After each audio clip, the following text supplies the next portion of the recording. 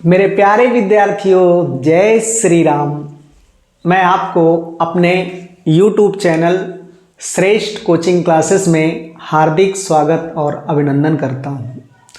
आज मैं आपको कक्षा 10 का जो दूसरा चैप्टर है बहुपद के बारे में बताने वाला हूं।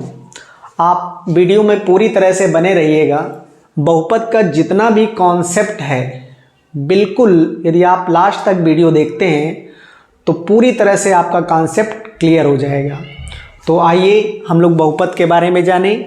देखिए, बहुपद दो शब्दों से मिलकर के बना हुआ है, पॉली और plus nomial. Poly plus nomial. यदि बहुपद के शाब्दिक अर्थ की बात करें यदि, तो पॉली का अर्थ होता है बहुत और नॉमियल का अर्थ होता है पद। अर्थात पॉलिनॉमियल का मतलब ये होता है, बहुत में दो चीजें आती हैं। दो चीजों का मतलब इसमें चर और अचर से संयोजित अनेकों पदों को हम बहुपद कहते हैं। अर्थात इस बहुत के अंदर चर और अचर हैं। अब इसका यदि शाब्दिक अर्थ की बात करें तो पॉलिनॉमियल का जो शाब्दिक अर्थ हो जाएगा बहुत पद। बहुत पद। अब ये जो बहुत पद है, बहुत पद में चरों और अचरों से जो संयोजित पद होते हैं उन्हें ही हम बहुपद कहते हैं। अब इसमें एक शब्द आया चर और अचर। देखिए, आप जानते हैं कि गणित में दो प्रकार की राशियां होती हैं। एक होता है चर अर्थात वेरिएबल्स, और दूसरा होता है अचर अर्थात कांस्टेंट। तो चर क्या होता है? देखिए, चर वो राशियां होती हैं जो परिवर्तित हो जाती हैं, अर्थात उसमें बढ़ना और घटना, बढ़ती भी हैं और घटती भी हैं, उन्हें हम कहते हैं चर। तो मैं चर की डिफिनेशन लिख देता हूं। चर, चर राशियां, चर राशियां, चर राशियां अर्थात वेरिएबल्स। चर राशियां ऐसी राशियां, ऐसी राशियां जिनमें परिवर्तन होता है, जिनमें परिवर्तन होता है, परिवर्तन होता है, होता है। अर्थात ये घटती बढ़ती है, अर्थात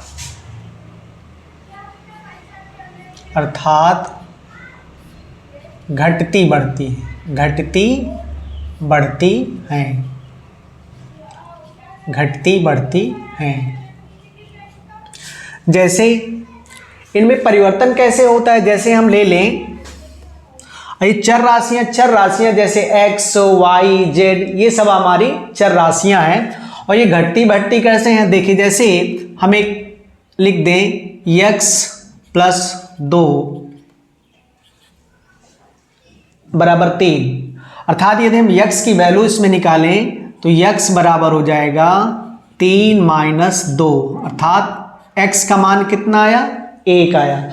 तो अभी तो x का मान 1 है, और यदि हम यहीं पे x + 3 = 4 लिख दें तो x का यदि मान निकालोगे तो 4 - 3, या फिर x + 3 = 4 है तो x - 3, तो x का मान हो जाएगा 1। लेकिन यदि यहीं पे x + 5 = 7 लिख दें तो x का मान निकालेंगे तो 7 - 5, तो x बराबर कितना आ जाएगा? 2। कहने का मतलब यह है कि पहले जब हमने एक समीकरण लिया तो x का मान 1 आया, फिर हमने एक समीकरण लिया तो भी x का मान 1 आया, लेकिन जब हमने x + 5 = 7 लिया तो x बराबर 2 आ गया। तो x बराबर यहाँ पे 1 है और x बराबर यहाँ पे 2 है, अर्थात x में क्या हुआ, परिवर्तन हुआ। तो चर राशियां उसे कहते हैं जिनमें परिवर्तन होता है, अर्थात घटता और बढ़ता है। इसी प्रकार अचर राशियां, अचर राशियों की बात करें तो अचर राशियां, अचर राशियां, अचर राशियां ये क्या होती हैं, कांस्टेंट, कांस्टेंट। अचर राशियां ऐसी राशियां, ऐसी राशियां जिनमें परिवर्तन नहीं होता, जिनमें परिवर्तन नहीं होता, नहीं होता, नहीं होता है, अर्थात ये घटती बढ़ती नहीं है, घटती बढ़ती नहीं है, घटती बढ़ती नहीं है, अर्थात जैसे है वैसे ही बनी रहती है, घटती बढ़ती नहीं है। जैसे संख्याएं 1, 2, 3, 4 इत्यादि, जैसे पाई, ये जितनी भी संख्याएं होती हैं इनमें कोई परिवर्तन नहीं होता है। 1 को हमेशा हम 1 ही लिखेंगे, 2 को हमेशा हम 2 ही लिखेंगे, पाई को हमेशा पाई ही लिखेंगे, अर्थात ऐसी राशियां जिनमें कोई परिवर्तन नहीं होता है हम उन्हें क्या कहते हैं, अचर राशियां कहते हैं। एक उदाहरण मैं आपको बताऊं तो शायद आपको दिमाग में बैठ जाएगा कि अचर राशियां और चर राशियों में क्या अंतर होता है। जैसे मैं कहूं कि मेरी उम्र दिन प्रतिदिन बढ़ती जा रही है, इसका मतलब, बढ़ने का मतलब यह है कि इसमें परिवर्तन हो रहा है, परिवर्तन हो रहा है, इसका मतलब मेरी उम्र क्या हो जाएगी, चर राशि हो जाएगी। मेरे नाखून बढ़ते जा रहे हैं, इसका मतलब ये क्या हो जाएगा, चर राशि। मेरे बाल बढ़ते जा रहे हैं, इसका मतलब ये चर राशि है। लेकिन यदि मैं यही कहूं कि मेरा नाम, मेरे नाम में कोई परिवर्तन नहीं हो रहा, इसलिए मेरा नाम क्या हो जाएगा, एक कांस्टेंट हो जाएगा, अर्थात एक अचर राशि हो जाएगी। मैथ में देखें तो ये कोई समीकरण लें तो उसमें परिवर्तन हो रहा है और 1, 2, 3, 4, 5 इसमें कोई परिवर्तन नहीं होता है। तो ये आपकी हो गई चर राशियां और अचर राशियां। तो जो मैं आपको बहुपद बता रहा था, तो बहुपद में एक शब्द बहुत और एक पद है, तो चर और अचर राशियों, बहुत में आएगा, चर और अचर राशियों के जो अनेक पद हो गए उन्हीं का संयोजन ही कहलाएगा बहुपद। और यदि इसकी परिभाषा की बात करें तो परिभाषा में आपको अभी लिखवाऊंगा, लेकिन उसके पहले एक चीज और बात करते हैं कि हम बीजीय व्यंजक किसे कहते हैं, बीजीय व्यंजक, बीजीय व्यंजक, बीजीय व्यंजक, बीजीय व्यंजक, algebraic expression, algebraic expression, algebraic expression. ये बीजीय व्यंजक क्या होता है, देखिए बीजीय व्यंजक वो होता है जब हम किसी चर राशि को, ध्यान से समझिएगा, जब किसी चर राशि को चर के साथ चाहे जोड़ दें, गुणा कर दें, घटा दें, भाग कर दें तो क्या कहलाएगा, बीजीय व्यंजक। या फिर यदि हम किसी चर को अचर के साथ जोड़ दें, गुणा कर दें, घटा दें, भाग दे दें तो ऐसी राशियां, ऐसा व्यंजक क्या कहलाएगा, ऐसा व्यंजक बीजीय व्यंजक कहलाएगा। जैसे मैं लिख देता हूं, यदि चर को चर से, यदि चर को चर से या चर को अचर या चर को अचर से अचर से जोड़ दें, जोड़ें, घटाएं, गुणा करें, गुणा या भाग करें, भाग करें, तो वह व्यंजक बीजीय व्यंजक कहलाता है। बीजीय व्यंजक कहलाता है। बीजीय व्यंजक कहलाता है। ये कैसे? अभी मैंने आपको बताया कि चर और अचर, जैसे मान लीजिए एक हमने ये चर लिया और इस चर को एक अचर 2 ले लिया, इसको हमने जोड़ दिया, तो ये जो जुड़ा हुआ भाग, ये पद जो बना, जुड़ा हुआ भाग जो व्यंजक बना, यही आपका कहलाएगा बीजीय व्यंजक। या फिर मैं ये कर दूं x - 4 कर दूं, तो हमने इस चर में इस अचर को घटा दिया, अर्थात ये क्या कहलाएगा? ये भी बीजीय व्यंजक कहलाएगा। या फिर एक मैंने अचर लिया और एक इस चर को भाग दे दिया, तो भी ये क्या कहलाएगा? बीजीय व्यंजक कहलाएगा। या फिर x की घात 1/2 प्लस 1 ये कर दिया मैंने, तो ये भी क्या कहलाएगा? बीजीय व्यंजक कहलाएगा। तो शायद आपको मेरी बात समझ में आई होगी कि बीजीय व्यंजक किसे कहते हैं। बीजीय व्यंजक उसे कहते हैं कि यदि हम चर या अचर को चर या अचर के साथ जोड़ दें, घटा दें, गुणा कर दें, भाग कर दें, तो जो प्राप्त होता है वही हमारा क्या कहलाएगा? बीजीय व्यंजक कहलाएगा। बीजीय व्यंजक मैंने इसलिए बताया कि बहुपद की परिभाषा में इसकी आवश्यकता पड़ेगी।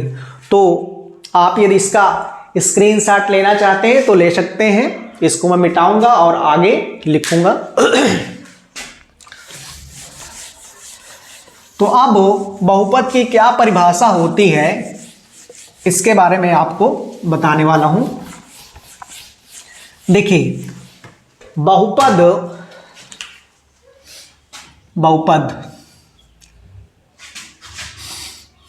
ऐसा बीजीय व्यंजक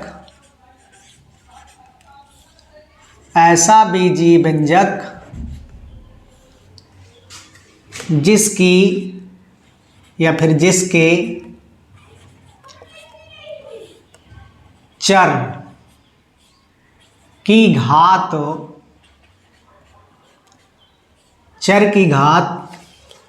पूर्ण संख्या हो, चर की घात पूर्ण संख्या हो,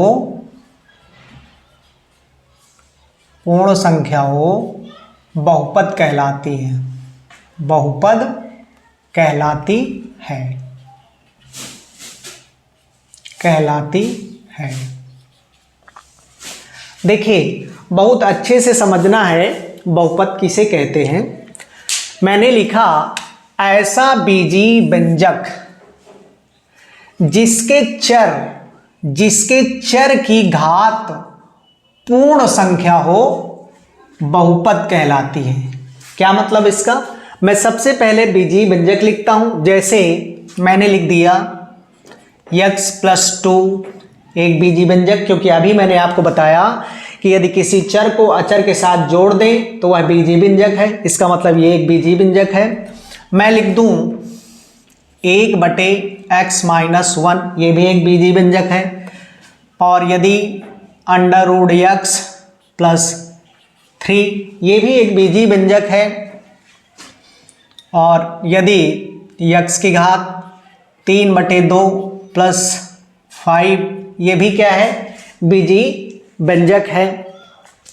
अब देखिए, बहुपद की परिभाषा ये कह रही है कि ऐसा बीजीय व्यंजक जिसके चर की घात, चर का मतलब x, y, z इत्यादि, चर की घात का मतलब चर के ऊपर जो लिखा होता है, चर की घात पूर्ण संख्या हो। यहां पे एक शब्द आया पूर्ण संख्या।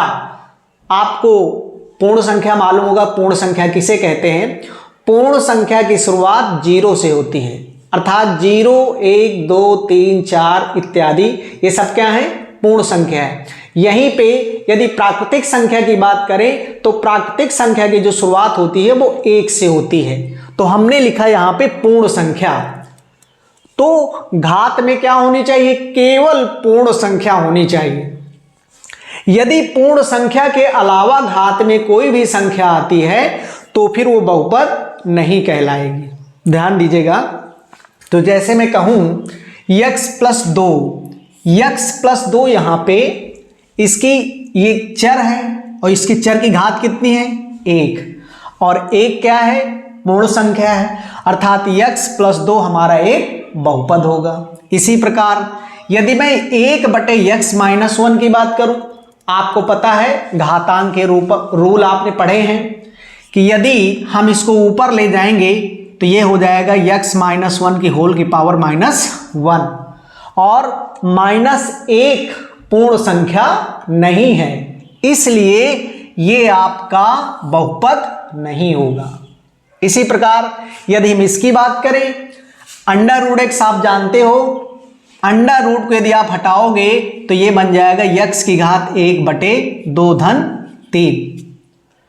यदि आप √ हटाते हो तो यहाँ पे 2 छिपा होता है करनी में और इसकी घात 1 होती है। जब इसको हटाया जाता है तो x की घात 1/2 हो जाता है और उसका वर्गमूल हट जाता है। अब इसमें चर की घात 1/2 आ गई, और यदि आप 1/2 का भाग देंगे तो 0.5 आएगा, और 0.5 एक पूर्ण संख्या नहीं है, इसलिए x की घात 1/2 - 3 या √x-3 एक बहुपद नहीं है, तो ये भी आपका बहुपद नहीं है। अब x की घात 3/2 - 5, ये तो सीधे सीधे दिख रहा है कि एक परिमेय संख्या घात में लिखी हुई है, और जो परिमेय संख्या घात में लिखी हो तो वो भी बहुपद नहीं होगा। तो शायद आपको समझ में आई होगी बहुपद की परिभाषा। ऐसा बीजीय व्यंजक मैंने आपको पीछे बताया कि यदि आप चर और अचर या चर को जोड़ देते हो, घटा देते हो, गुणा कर देते हो, भाग कर देते हो तो वह बीजीय व्यंजक कहलाएगा। देखो, सभी बीजीय व्यंजक बहुपद नहीं होता। उस बीजीय व्यंजक में हमें वो देखना है जिसकी चर की घात क्या हो? पूर्ण संख्या हो। वही हमारी क्या कहलाएगी? बहुपद कहलाएगी। जैसे मैं लिख दूं x की घात 2 - 2x - 3। अब इसमें x की घात 2, इस चर की घात 2 है, इस चर की भी घात 1 है, अर्थात इसमें जो घात है वो पूर्ण संख्या है। हमें केवल चर देखना है। घात की क्या घात है? इस चर में घात 2 है और 1 है, इसका मतलब ये क्या है? ये बहुपद है, ये बहुपद है। यदि मैं बात करूं x की घात 3 - 2x √2, क्या ये बहुपद है? यस, हाँ ये बहुपद है। कैसे? देखिए, चर की घात 3 है, एक पूर्ण संख्या है, इसमें भी चर की घात 1 है, पूर्ण संख्या है, लेकिन √2, अभी मैंने बताया कि यदि आप √2 को हटाओगे तो ये हो जाता है 2 की घात 1/2। लेकिन आप कंफ्यूज मत होइएगा, 2 की घात 1/2 लिखा होने का मतलब आप ये मत समझिएगा कि ये बहुपद नहीं है, ये बहुपद है। क्यों है? इसलिए आप परिभाषा में देखिए, लिखा है कि ऐसा बीजीय व्यंजक जिसके चर की घात पूर्ण संख्या हो, चर की घात पूर्ण संख्या हो, बल्कि यहां पे √2, ये तो एक क्या है? ये तो अचर है, और अचर की घात 1/2 लिखा हुआ है। इसका मतलब हमारा इससे मतलब नहीं है, हमारा सिर्फ किससे मतलब है? चर की घात की मतलब है। तो जो चर की घात यदि पूर्ण संख्या हो वही हमारा क्या होगा? बहुपद होगा। अब मैं एक उदाहरण और देता हूं, ये भी आपका क्या है? बहुपद है। ये यदि मैं लिख दूं 1/2 x की घात 4 धन 2/3 x की घात 3 और +2, क्या ये बहुपद है? मुझे लगता है सभी लोग समझ गए होंगे कि ये बहुपद है। क्यों है?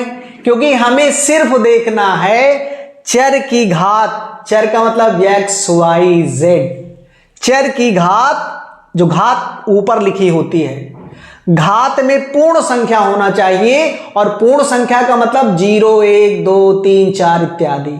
यदि घात में ऐसी संख्या लिखी हुई है, इसका मतलब क्या होगा? वो बहुपद होगा।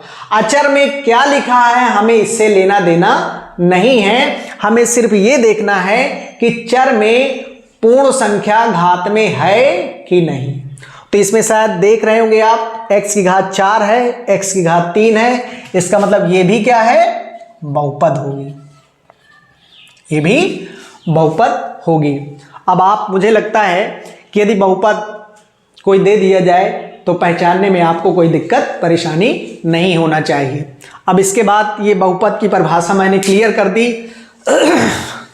अब बहुपद की परिभाषा क्लियर करने के बाद इसमें एक चीज आती है, बहुपद की घात क्या होती है। तो बहुपद की घात देखिए, देख लीजिए, इसको मैं मिटा देता हूं। आप यदि कुछ लिखना चाहते हैं या फिर स्क्रीनशॉट लेना चाहते हैं तो ले सकते हैं।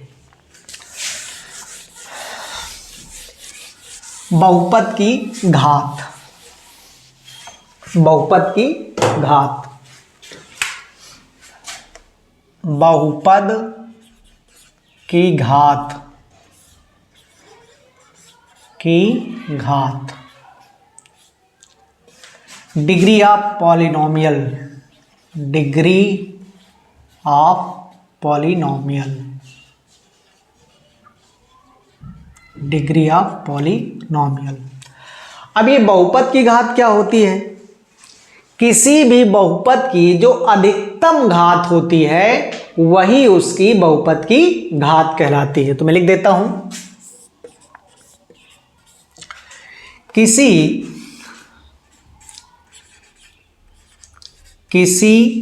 बहुपद की, किसी बहुपद की अधिकतम घात, किसी बहुपद की अधिकतम घात,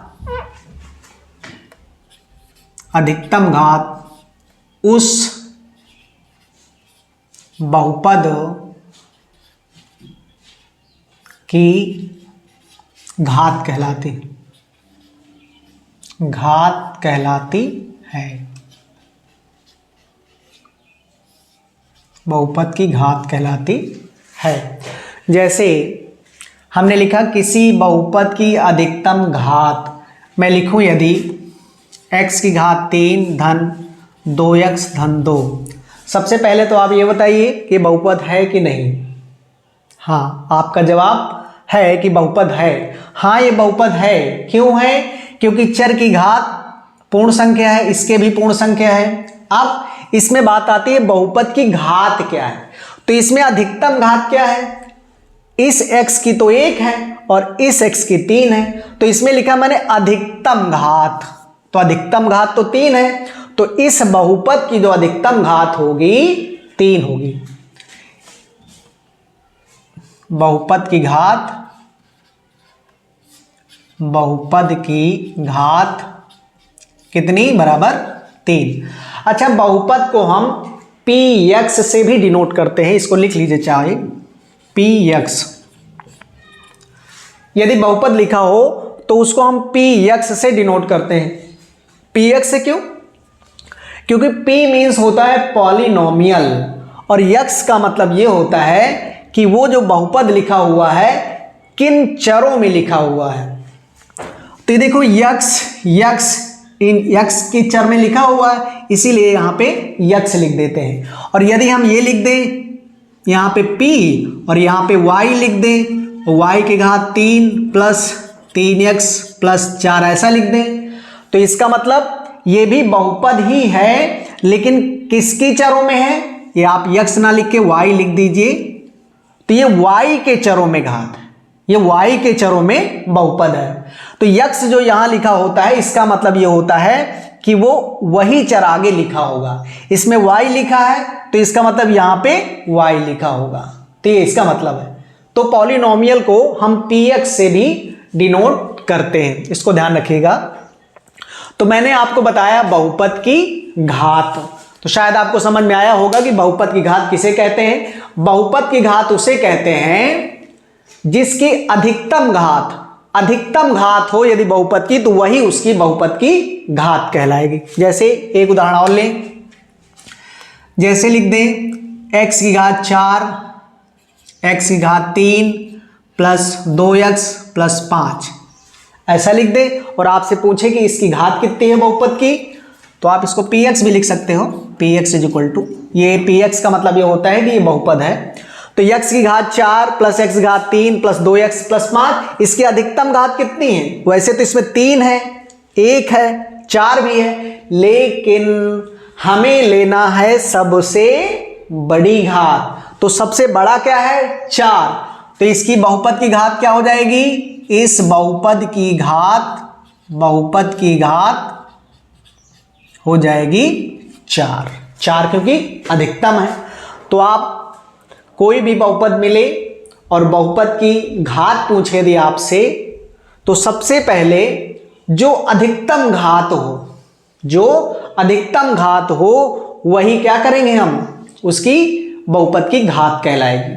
अब बहुपद की घात के बाद बहुपद के प्रकार, बहुपद कितने प्रकार का होता है इसके बारे में चर्चा करेंगे। इसको आप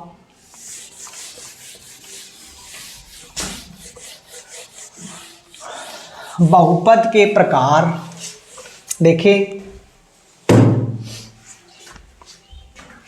बहुपद के प्रकार, बहुपद के प्रकार, बहुपद के प्रकार। देखो, बहुपद के प्रकार को हम पढ़ने की दृष्टि से 2 हिस्सों में डिवाइड कर लेते हैं, 2 प्रकारों से। कैसे? एक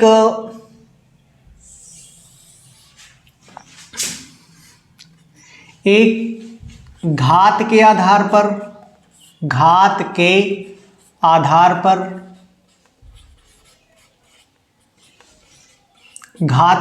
पर, और दूसरा पद के आधार पर। दूसरा आपका पद के आधार पर।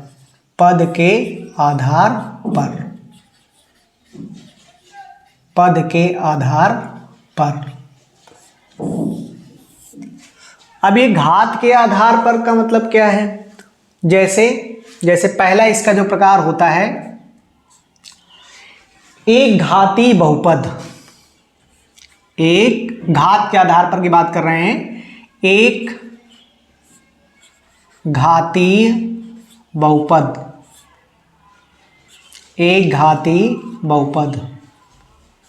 या फिर इसका दूसरा नाम रैखिक बहुपद भी कहते हैं। रैखिक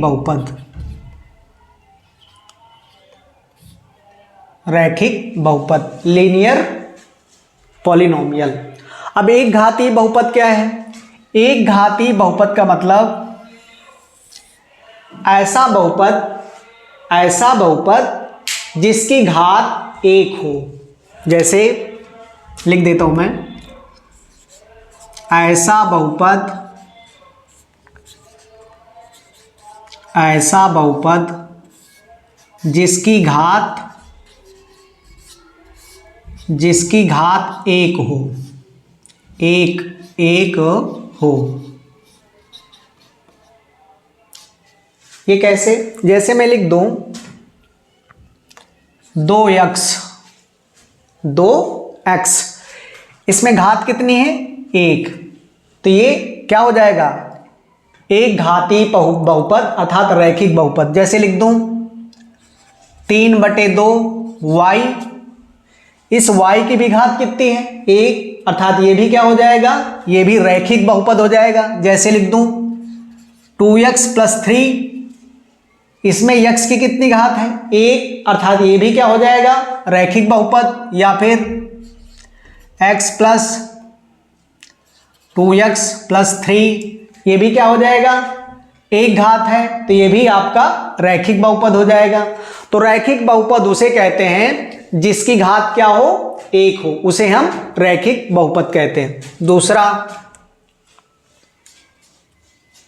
द्विघाती बहुपद क्या है? ऐसा बहुपद जिसकी घात 2 हो। द्विघाती बहुपद, द्विघाती बहुपद, द्विघाती बहुपद, क्वाड्रेटिक पॉलिनोमियल बोलते हैं इसको, द्विघाती बहुपद। ऐसा बहुपद लिख देता हूं इसको भी, ऐसा बहुपद, ऐसा बहुपद, ऐसा बहुपद जिसकी घात, चर की घात, ऐसा बहुपद जिसकी घात, जिसकी घात 2 हो। तो ये आपका द्विघात बहुपद क्या होगा? ऐसा बहुपद जिसकी चर की घात क्या हो, 2 हो, वो आपका कहलाएगा द्विघाती बहुपद। त्रिघाती बहुपद की बात करें यदि, त्रिघाती बहुपद, त्रिघाती बहुपद, त्रिघाती बहुपद, ये क्या होता है? त्रिघाती बहुपद ऐसा बहुपद जिसकी घात 3 हो, अर्थात ऐसा बहुपद जिसमें चर की घात कितनी हो, 3 हो, वो त्रिघाती बहुपद कहलाएगा। ऐसा बहुपद जिसकी घात 3 हो, 3 हो, क्या कहलाएगा? त्रिघाती बहुपद कहलाएगा। त्रिघाती बहुपद जैसे लिख दें, x की घात 3 plus 2x square plus 2x plus 3, इस प्रकार का। अधिकतम घात आपको देखना है, क्या देखना है? अधिकतम घात। तो ऐसा बहुपद जिसकी घात क्या हो, 3 हो। 3 का मतलब ये 2 नहीं देखना आपको, अधिकतम घात देखना है। इसके बाद हमने इसमें उदाहरण नहीं लिखा, द्विघाती बहुपद में ऐसा बहुपद जिसकी घात कितनी हो, 2 हो, जैसे ये वाला। तो आप ऐसे भी लिख सकते हो, x की घात 2 धन 2x धन 3। तो इसकी अधिकतम घात कितनी है, 2। तो मैंने अभी आपको बताया घात के आधार पर बहुपद के प्रकार। तो घात के आधार पर बहुपद जो होता है, होते बहुत प्रकार के हैं, लेकिन आपके सिलेबस में 3 प्रकार इतने से ही पूछेगा। एक घाती बहुपद का मतलब रैखिक बहुपद। अब यहां पे देखिए रैखिक बहुपद, रैखिक का मतलब यह है कि यदि आप इसका ग्राफ बनाओगे तो आपको एक रेखा मिलेगी, इसीलिए इसका नाम रैखिक बहुपद भी दे दिया गया है। तो ऐसा बहुपद जिसकी चर की घात 1 हो क्या कहलाएगा, रैखिक बहुपद कहलाएगा, जैसे ये सब। इसी प्रकार द्विघाती बहुपद, ऐसा बहुपद जिसकी चर की घात क्या हो, 2 हो अधिकतम, तो क्या कहलाएगा, वो द्विघाती बहुपद कहलाएगा। इसके बाद त्रिघाती बहुपद, ऐसा बहुपद जिसकी चर की घात कितनी हो, 3 हो, क्या कहलाएगा, त्रिघाती बहुपद, जैसे x की घात 3 2x square plus 2x plus 3। तो ये आपका त्रिघाती। ये किसके आधार पर है, ये घात के आधार पर है। अब हम बात करेंगे पद के आधार पर। पद के आधार पर बहुपद कितने प्रकार का होता है। तो देखिए पद के आधार पर पहला जो भाग होता है इसका, एक पदीय, एक पदीय बहुपद,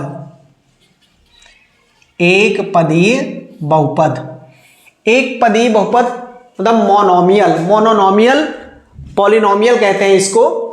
एक पदीय बहुपद का मतलब यह है कि ऐसा बहुपद जिसका सिर्फ एक ही पद हो, उसे हम क्या कहेंगे, एक पदीय बहुपद।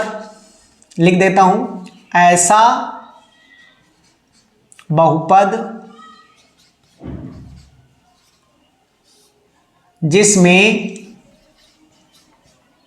सिर्फ एक पद हो, सिर्फ एक पद हो, एक पदीय बहुपद कहलाता है, एक पदीय बहुपद कहलाता है। कहलाता है। जैसे मैं लिख दूं 4x लिख दिया मैंने, इसमें सिर्फ एक पद है, लिख दिया 1/2x, इसमें भी एक पद है, लिख दिया 4y, इसमें भी एक पद है। तो ऐसा बहुपद जिसमें सिर्फ एक पद हो उसे हम एक पदी बहुपद भी कहेंगे। अब अगला जो आपका है वो द्विपदी बहुपद। द्विपदी बहुपद, द्विपदी बहुपद। द्विपदी बहुपद को बाइनोमियल कहते हैं। इसको लिख लीजिए, ऐसा बहुपद जिसमें दो पद हों, ऐसा बहुपद जिसमें दो पद हों,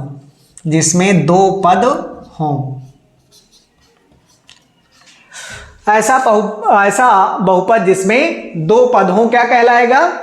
द्विपदी बहुपद कहलाएगा। जैसे x + 10 या फिर y + 3 या फिर 1/3x + 1/3 इत्यादि, ये आपके क्या हो जाएंगे?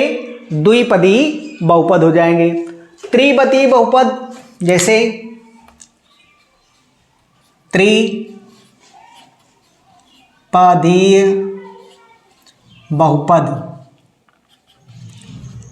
त्रिपदी बहुपद, ट्रिनोमियल त्रिपदी बहुपद, ये क्या होता है?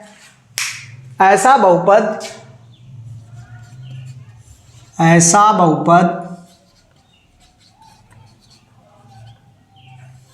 जिसमें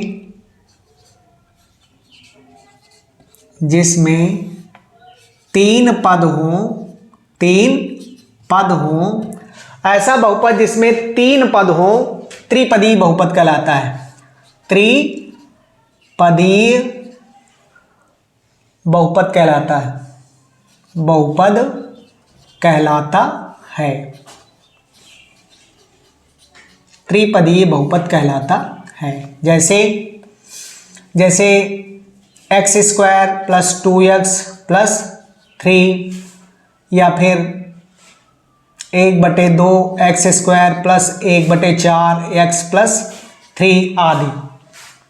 अब देखिए इसमें घात भी 2 है और पद 3 है, तो हम इसको क्या कह सकते हैं? द्विघाती बहुपद और त्रिपदी भी कह सकते हैं, अर्थात त्रिपद भी कह सकते हैं, दोनों चीजें हैं। तो त्रिपदी का मतलब है 3 पद होने चाहिए, घात से हमें कोई संबंध नहीं है, कितनी भी घात हो सकती हैं, लेकिन पद हमारे 3 होने चाहिए। जैसे 1 2 3 पद हो गए, इसमें भी 1 2 3 पद हो गए। तो मैंने आपको अभी बहुपद के कितने प्रकार होते हैं इसका वर्गीकरण बताया, एक घात के आधार पर और एक पद के आधार पर।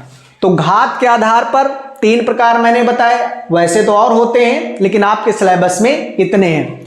तो एक घात के आधार पर एक घाती बहुपद, इसका दूसरा नाम रैखिक बहुपद है। ऐसा बहुपद जिसकी घात 1 हो क्या कहलाएगा? एक घाती बहुपद। इसके बाद द्विघाती बहुपद, ऐसा बहुपद जिसकी घात 2 हो, जैसे ये एग्जाम्पल। इसके बाद त्रिघाती बहुपद जिसकी घात 3 हो, त्रिघाती बहुपद कहलाएगा। इसी प्रकार पद के आधार पर एक पदी बहुपद जिसमें सिर्फ एक पद हो, वो एक पदी बहुपद कहलाएगा। द्विपदी बहुपद का मतलब जिसमें सिर्फ 2 पद हो, द्विपदी बहुपद कहलाएगा। और इसी प्रकार त्रिपदी बहुपद, ऐसा बहुपद जिसके 3 पद हो, त्रिपदी बहुपद कहलाएगा।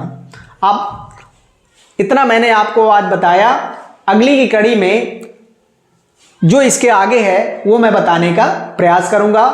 तो मैं एक बार कहना चाहूँगा कि यदि ये वीडियो आपके लिए यदि उपयोगी हो तो प्लीज़ ज़रूर इसे सब्सक्राइब, कमेंट और लाइक ज़रूर करिएगा। धन्यवाद।